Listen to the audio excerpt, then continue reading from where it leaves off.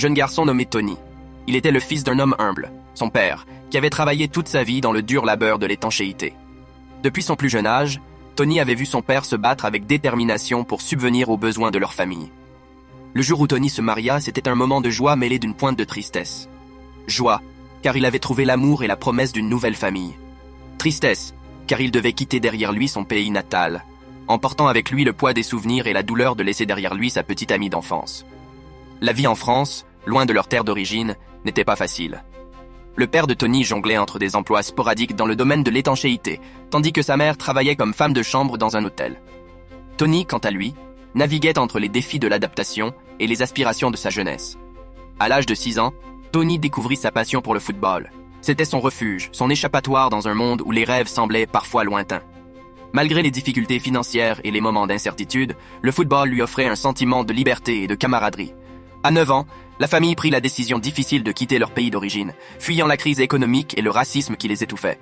Pour Tony, cela signifiait non seulement dire adieu à sa petite amie d'enfance, mais aussi s'adapter à un nouvel environnement.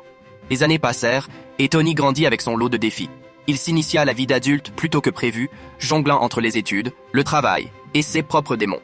À 14 ans, il commença à fumer en cachette, une habitude qu'il cacha à ses proches, jusqu'à ce qu'il décide de l'abandonner à 17 ans. Cependant, le destin lui réservait une épreuve encore plus grande. À 18 ans, alors qu'il cherchait désespérément un emploi, Tony fut frappé par une maladie dévastatrice, la méningite à méningocoque. Dans un tourbillon d'angoisse et de douleur, il fut transporté à l'hôpital, où il lutta entre la vie et la mort. Une semaine de coma, 1 mois et demi d'hospitalisation, et enfin, Tony revint à la vie. Mais la bataille n'était pas terminée. Les séquelles de la maladie persistaient, mais avec le soutien inébranlable de sa famille et de ses proches, Tony s'accrocha à l'espoir. Peu à peu, il reprit sa vie en main. Il retrouva son travail dans le domaine de l'étanchéité, puis, guidé par sa passion pour la technologie, il se lança dans une nouvelle carrière en tant que technicien de maintenance informatique. Malgré les cicatrices laissées par la maladie, Tony trouva le bonheur dans les petits moments de la vie.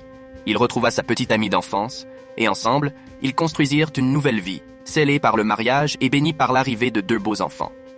Ainsi, l'histoire de Tony était celle d'un voyage tumultueux, parsemé d'obstacles et de défis.